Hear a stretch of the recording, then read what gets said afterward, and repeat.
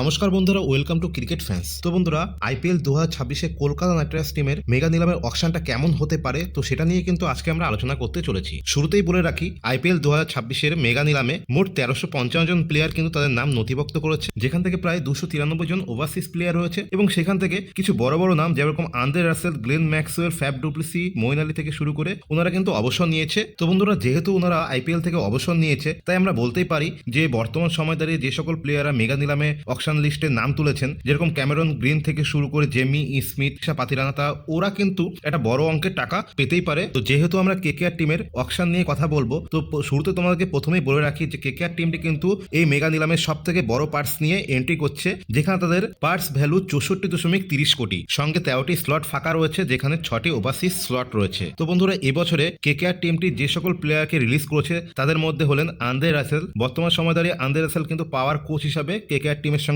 যুক্ত হয়ে গেছেন এবং সেই সঙ্গে রয়েছেন আনরিক নরকিয়া, চেতন সাকরিয়া, লুবনি সিসোডিয়া, মঈন আলী থেকে শুরু করে de Kock, Rahmanullah Gurbaz, Spencer Johnson এবং ভেঙ্কটেশ আয়ার। তো বন্ধুরা, এবছরে মেগা নিলামে সব থেকে ট্রেন্ডিং নাম যদি হয় কোনো প্লেয়ারের, সেটা হচ্ছে ক্যামেরন গ্রিন। তো ক্যামেরন গ্রিনকে কিন্তু কলকাতা নাইট রাইডার্স অবশ্যই টার্গেট করবে এবং সেই সঙ্গে এটাও বলা যায় যেহেতু সব থেকে বড় পার্স নিয়ে কলকাতা টিমটি এই মেগা নিলামে এন্ট্রি করবে, তাই ক্যামেরন গ্রিন কিন্তু কলকাতা নাইট রাইডার্স টিমের হয়েই খেলতে পারেন। কিন্তু কথা হলো, 18 থেকে 20 কোটি টাকা যদি ক্যামেরন গ্রিনকে কলকাতা টিমটি কিনে নেয়, তাহলে কিন্তু অন্যান্য প্লেয়ার কেনার সময় অন্যান্য ফ্রাঞ্চাইজি যখন কিনবে, তখন সেই সময় টাকার অঙ্কের দিক দিয়ে একটা বড় ফাইট দেবে কলকাতা টিমটি। তাই অন্যান্য টিমদের অবশ্যই এটা করা উচিত যে ক্যামেরন গ্রিনের দাম কিন্তু প্রায় 25 কোটি দাম পর্যন্ত ওঠানো উচিত। তো বন্ধুরা, এরপর যদি আসি ভেঙ্কটেশ আয়ারের কথায়, তাহলে অবশ্যই বলতে হয় যে ভেঙ্কটেশ আয়ারকে কিন্তু কলকাতা নাইট রাইডার্স টিমটি অবশ্যই বাইব্যাক করতে পারে। যদি ওনার দাম 10 থেকে 12 কোটি টাকার মধ্যে পেয়ে যেতে পারে, তাহলে সেটা কিন্তু অবশ্যই লাভজনক দাম হবে। আর যদি লয়্যালটির কথা বলতে হয়, তাহলে অবশ্যই কেকেআর টিমের কথা বলতে হয়, কেকেআর ম্যানেজমেন্টের কথা বলতে হয়, কারণ আমরা দেখেছি পূর্ববর্তী যে মেগা নিলামটি হয়েছিল সেখানে কিন্তু ভেঙ্কটেশ আয়ারকে লয়্যালটির জন্যই প্রায় 23.85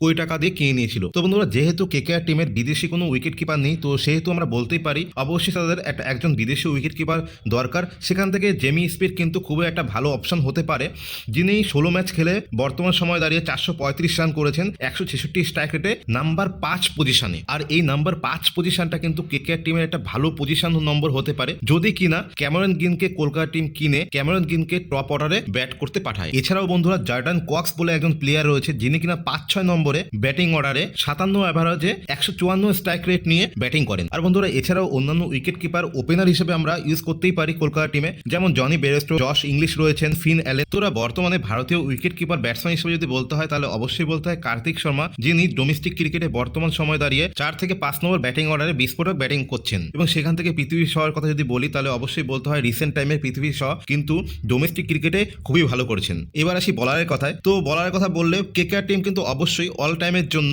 মিস্ট্রি বলার সবসময় জন্য পছন্দ করেন। তো মাথিসা পাথিরানাকে দেখেছি, তিনি কিন্তু মিস্ট্রি ফাস্ট বলার। মাথিসা পাথিরানাকে কেকেআর টিমটি টার্গেট করবে। তো সেখান থেকে ম্যাট হেনরি রয়েছেন, জেরাল কোর্জিয়া রয়েছেন, মুস্তাফিজুর রহমান রয়েছেন, জেকব ডাফি রয়েছেন। এছাড়া ভারতীয় বলারের কথা যদি বলি, তাহলে অবশ্যই বলতে হয় বর্তমান সময়ে আকিব নাভির কথা।